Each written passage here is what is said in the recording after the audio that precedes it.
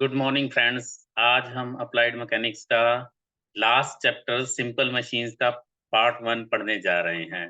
तो what are machines, machines क्यों बनाई गई, सबसे पहले हम इसके बारे में ही डिस्कस करें। तो यहाँ पे देखिए, हम स्क्रीन पे कुछ मशीनें देख पा रहे हैं। आप कहेंगे ये मशीनें तो नहीं दिखती हैं, but these are still some machines. We will discuss how these are machines और इनके बारे में हम क्या-क्या जानते हैं। तो कंसेप्ट ऑफ मशीन में हम देखें, as we know the mankind from an ancient time used to apply force on objects to perform work. हम कुछ जॉब्स के ऊपर वर्क करते हैं, फिजिकल काम करते हैं। तो इसलिए उसने क्या किया, कुछ सिंपल मशीन्स बनाई जो उस काम को थोड़ा आसान कर देती थी। अ machine is a device that helps make work easier to perform by accomplishing one or more of the following functions। अब ये फंक्शन कौन कौन से होते थे जो उसकी हेल्प करते थे। First was transferring a force from one place to another. एक जगह से दूसरी जगह फोर्स को या लोड को ट्रांसफर करने के लिए। Second is changing the direction of force. एक फोर्स चल रहा है, एक लोड चल रहा है, तो उसको हम डायरेक्शन उसकी चेंज करने के लिए हम एक मशीन को यूज करते थे। या उस फोर्स को मल्टीप्लाई करने के लिए, जो हम लोड लगा रहे हैं, कोई एफर्ट लगा रहे हैं, तो उसको मल्टीप्लाई करने के लिए, या इंक्रीजिंग द डिस्टेंस और स्पीड ऑफ द फोर्स। जो लोड चल रहा है उसकी थोड़ी डिस्टेंस और स्पीड को चेंज कर रहे हैं। So how do we define a machine? Simple definition हमें थोड़ी पढ़नी पड़ेगी, बिकॉज एग्जाम में आती है। मशीन इज ए डिवाइस और ए कंट्रीवेंस which is capable of doing useful work or overcoming resistance or lifting load at some desirable point। एक contrivances है, एक उपाय है, इट इज ए डिवाइस। और कंट्रीवेंस, कंट्रीवेंस थोड़ा वर्ड याद कर लीजिए, या डिवाइस कह दीजिए, by means of which available energy can be converted into useful work. थोड़ा यूजफुल वर्क में कन्वर्ट कर देते हैं। कोई भी अवेलेबल एनर्जी है, वो किसी तरह की भी किसी भी फॉर्म में है, तो उसको हम मशीन कह देते हैं। मशीन इज ए डिवाइस और कंट्रीवेंस। जैसे कि हम पुल्ली वगैरह को भी मशीन कह रहे हैं, तो वो एक उपाय है। सो यहाँ पे देखिए, हम 6 तरह की सिंपल मशीन्स भी दिखा पा रहे हैं: pulley, lever, wheel, axle, wedge, incline plane and screw. अब देखिए, पुल्ली में एक जगह से फोर्स खींच रहे हैं और लोड फोर्स लगा के लोड को लिफ्ट कर रहे हैं। लीवर से भी देखिए कुछ कर रहे हैं। व्हील एंड एक्सेल, वेज, हम एक एक करके इनको आगे जाके डिस्कस करेंगे। So the very first definition is effort, the force or energy that is applied to a machine for the accomplishment of useful work। वह बल या ऊर्जा जो उपयोगी कार्य को पूरा करने के लिए किसी मशीन पर लगाया जाता है। जो फोर्स लगाया जाता है, that is known as effort. The force और energy that is applied which is put by the worker, या जो काम करने वाला है वो जो एफर्ट फोर्स लगाता है, उसको हम एफर्ट कहते हैं। वह बल या ऊर्जा जो उपयोगी कार्य, इनपुट जो भी दिया जाता है, that is known as effort. तो अब मशीन के लिए हम बात करें, तो मशीन के 3 सेलिएंट फीचर्स हो सकते हैं। First is the point of application. देखिए, यहाँ पे एक पॉइंट है जहां से फोर्स को खींच रहा है वो आदमी। द मैकेनिज्म, ये पुल्ली एक मैकेनिज्म है, जिसको मशीन भी कह सकते हैं, मैकेनिज्म और machine. And the point where useful work is done, ये थर्ड पॉइंट है जहाँ पे काम हो रहा है। ये एक लोड को लिफ्ट किया जा रहा है और ए लोड इज लिफ्टेड। तो ये 3 है। इसी तरह से देखिए, एक दूसरी जगह पे भी देखिए, यहाँ पे पुल्ली है, ये लेफ्ट साइड में एक पुल्ली है, नीचे लोड लगाया जा रहा है, ऊपर से एक पत्थर फेंका जा रहा है। पत्थर फेंकने से क्या हो रहा है कि वो जो लोड है वो लिफ्ट कर देता है। थोड़ी थोड़ी देर बाद वो पैडल के ऊपर गिरता है और पैडल से वो ऊपर की तरफ खींच जाता है। नाउ हम ऑलरेडी एक एग्जांपल पढ़ चुके हैं लीवर का पिछले चैप्टर्स में। तो लेट अस डिस्कस, ये लीवर भी एक मशीन है या नहीं है। अब देखिए, लीवर में भी हम क्या करते हैं, यहाँ पे एक पॉइंट है हमारा ए, यहाँ पे लोड लगा रहे हैं ए पॉइंट पे, और बी पे हमें लोड मिल रहा है। एफर्ट लगा रहे हैं पी के ऊपर, जो ए पी है हमारा एफर्ट ए पॉइंट पे, और लोड लिफ्टेड हो रहा है बी पॉइंट पे। सो लीवर इज शोन। और क्रोबार, क्रोबार भी होता है, जो सीसा हम जिसको कहते हैं, बच्चे जिसके ऊपर खेलते हैं, it is a type of lever. And point A is for application of effort, जो पी है हमारा, पी का एफर्ट है, तो वहां पे एप्लीकेशन हो रहा है। पॉइंट बी लोड डब्ल्यू के लिए है, और बीच में एक फलक्रम है, वो जिसके अराउंड वो सीसा कर रहा है, जिसको हम सीसा कहते हैं। इसी तरह से देखिए फिगर बी में भी हमारे पास है। तो अगर हम प्रिंसिपल ऑफ मोमेंट्स यूज करते हैं, P into L two, P into L two is equal to W into L1। अब देखिए L1 हमारा छोटा है, L1 छोटा है, तो W जो है वो हमारा बड़ा हो जाएगा, P हमारा छोटा हो जाएगा, और L2 जो है जितना बड़ा करते जाएंगे, इसको हम प्रैक्टिकली एग्जांपल से भी, एक फोटोग्राफ से भी देखेंगे। आगे जाके देखिए तो P is equal to L2, ये प्रिंसिपल ऑफ लीवर है। तो since L2 is greater than L1, L2 हमने देखा ये L2 जो है हमारा L1 से बड़ा था, तो इसका मतलब क्या था कि जब ये L2 बड़ा हो जाएगा तो W ऑटोमेटिकली बड़ा हो जाएगा। That means load lifted will be greater than the effort applied. थोड़े से फोर्स से ज्यादा ग्रेटर वेट उठा लिया जाएगा, कैन बी लिफ्टेड। सो ये हम ऑलरेडी पढ़ चुके हैं, वीडियो लेक्चर था लीवर्स का, उसमें पढ़ चुके हैं। यहाँ पे देखिए एक छोटी सी बच्ची है एनिमेशन में, एक बड़े से एक छोटे से जानवर के साथ वो सीसा खेल रही है, लेकिन यहाँ पे देखिए दूसरा बड़ा जानवर आके बैठ जाता है, हैवियर जानवर आके बैठ जाता है, तो उसको लगता है कि वो नीचे नहीं कर पा रही, तो वो क्या करती है, डिस्टेंस बढ़ा लेती है, पीछे की तरफ डिस्टेंस बढ़ा लेती है। तो डिस्टेंस बढ़ाने से क्या होता है, वो उसको लिफ्ट कर पाती है। तो एक छोटा सा एनिमेशन एग्जाम्पल इसको प्रूव करता है।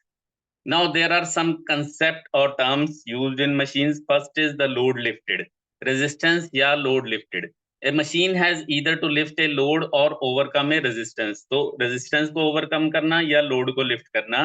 तो सबसे पहले the weight or load to be lifted, it is denoted by W. इसका यूनिट आपको पता है, SI यूनिट्स में न्यूटन ही होता है। अगर हम बाइसिकल की टर्म्स में देखें तो वो फ्रिक्शनल रेजिस्टेंस टायर्स और रोड के बीच में ओवरकम करता है, तो ये फ्रिक्शनल रेजिस्टेंस भी लोड ही कहलाएगा। Then next is effort. Effort हम ऑलरेडी डिस्कस कर रहे चुके हैं। The force applied on a machine to lift the load और वेट और to overcome the resistance is known as effort. The force applied, जो इनपुट हम दे रहे हैं, इनपुट फोर्स दे रहे हैं for lifting the load, it is known as effort. वह बल या कार्य हम ऑलरेडी डिस्कस कर चुके हैं। And it is represented by letter P. Load जो है W से और एफर्ट P से डिनोट किया जाता है। जैसे कि हम मशीन चला रहे हैं, तो जो हैंडल है, हैंडल के ऊपर फोर्स अप्लाई कर रहे हैं सिलाई मशीन के ऊपर, it is known as effort. अगर पैडल बाइसिकल का चला रहे हैं तो उसके ऊपर जो फोर्स लगता है, that is known as effort. So there is some input and some output. Work input or work done on the machine, on the means the amount of work done by effort. Effort क्योंकि कर रहा है, the work done हमें पता है, it is force upon force into distance.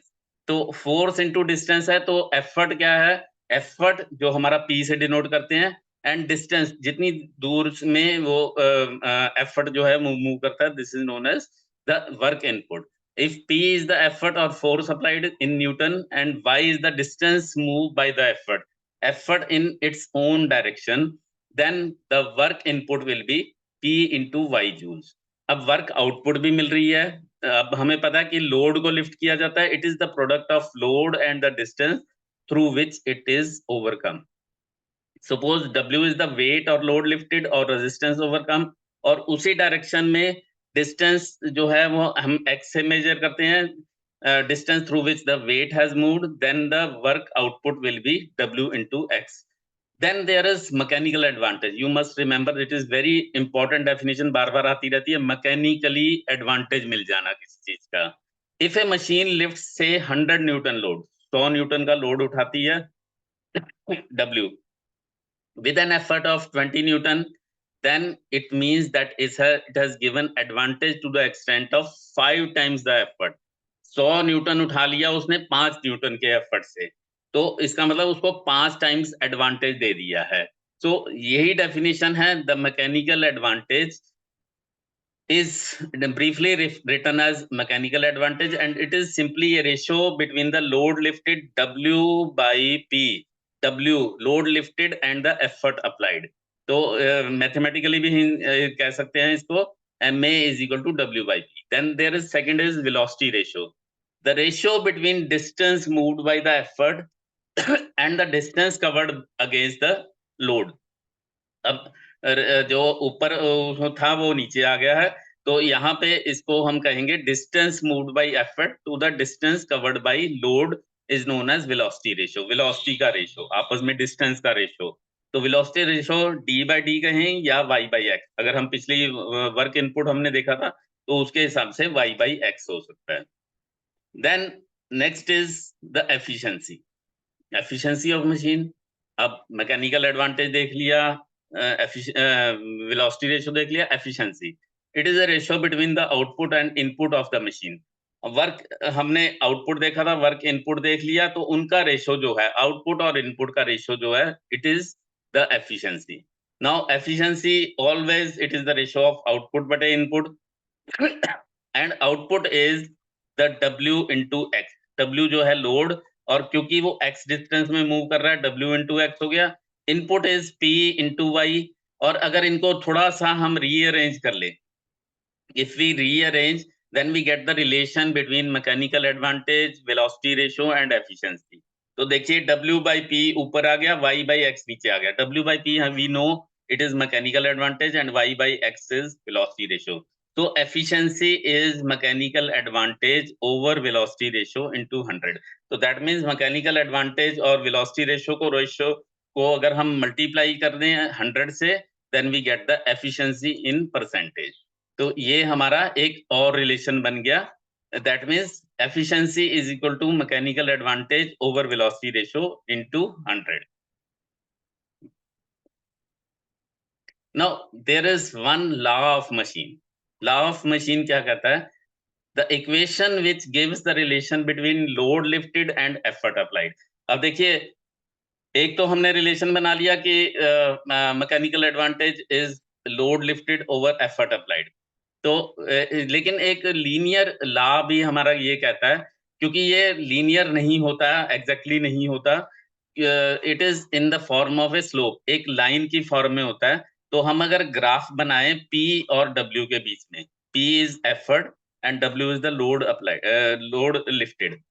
P effort applied and W is load lifted. तो इनके बीच में अगर ग्राफ बनाएं तो हमें एक C जो है वो इंटरसेप्ट मिलता है, स्लोप मिलता है एक लीनियर लाइन की तरह से। तो हमारी लाइन की equation as we know P is equal to MW plus C। P और W के बीच में रिलेशन है, M is the slope of the line, P effort applied we know, W is the load lifted, M is the slope of line, जो line का टेढ़ापन है, tangent उसका थीटा बनता है, and C is the Y intercept of the straight line और the effort lost in machine. That means देखिए क्या हो रहा है यहाँ पे, अगर हम स्टार्टिंग में देखें तो यहाँ पे लोड लिफ्टेड अभी 0 है, लेकिन एफर्ट फिर भी लग रहा है। तो एफर्ट लग रहा है, क्यों लग रहा है? It is effort lost in friction. ये जो C दिख रहा है, this is effort lost in friction, कि लोड लिफ्ट नहीं हो रहा, लेकिन फ्रिक्शन की वजह से उस मशीन को घुमाने के लिए हमें कुछ ना कुछ एफर्ट लगाना पड़ रहा है। So this law of machine जो है, ये एक लीनियर इक्वेशन की तरह से काम करता है, P is equal to MW plus C। तो आप देखिए, हम मैथमेटिक्स में भी इक्वेशन बनाते हैं, Y is equal to MX plus C। तो वही वाला है, Y is equal to MX plus C की तरह से। तो Y1 minus Y2, X1 X2, इस तरह से हम इसको सॉल्व भी कर सकते हैं, अगर हमारे को इस तरह से ले सकते हैं। तो इसका फायदा क्या है? Law of machine is an equation which states the linear relation between effort and load. It also tells about friction present. अब effort और load के बीच में linear relation बता दिया, friction भी बता दिया उसने। Law of machine can be used to find the load when effort is known. Load बता सकता है अगर effort पता है, या फिर वो effort बता सकता है when the load is known, and also maximum mechanical advantage. Law of machine is important because using it we can find effort required for certain load or load that can be lifted with given effort. Effort से load को निकाल सकते हैं या load से effort को निकाल सकते हैं। Now there are two types of machine. अभी हमने एक definition पढ़ी machine की कि it is contrivance जो किसी मशीन को ग्रेटर लोड को उठाने के काम आ सकती है एफर्ट अप्लाई करके। तो सिंपल मशीन और कंपाउंड मशीन, दो तरह की मशीनें हो सकती हैं। A simple machine has only one point of application of effort and one point for load. एक जगह पे एफर्ट लगाते हैं और एक ही जगह पे लोड यूज उठता है. It's mechanism is very simple, इसीलिए इसका नाम सिंपल मशीन है. Some examples are lever, inclined plane. अगर लीवर देखें तो हम एक जगह पे ही लोड लगाते हैं और एक जगह पे ही एफर्ट लगाते हैं और एक जगह पे ही लोड उठता है. Inclined plane, screw jack. A compound machine has more than one point for the application of effort and for load. एक से ज्यादा point of application हो सकते हैं. The mechanism is compounded and complicated. Some example are planer machine, lathe machine. आप lathe machine पे देखिए तो एक effort लग रहा है, वो घूम रहा है. दूसरा effort हम उसका टूल को इस तरफ लगा रहे हैं, तीसरा effort इधर भी लगा रहे हैं. तो कई जगह पे उसका लोड लग रहा है और आउटपुट भी हो सकता है कई डायरेक्शंस में मिल रही हो. सिंपल मशीन्स हम 6 तरह के कह सकते हैं. Pulley, lever, wheel and axle, wedge, incline plane, screw. इसको थोड़ा वर्ड्स में अगर याद करें तो PLWWIS, PLWWIS, इस तरह से उनके नाम याद कर सकते हैं. नाउ हमने अभी लॉ ऑफ मशीन में पढ़ा कि कुछ ना कुछ फ्रिक्शन है उस मशीन में. Now there is always some loss of energy due to friction. कुछ एनर्जी वेस्ट हो रही है between different parts of machine. One way of determining the same is by calculating the efficiency of the machine.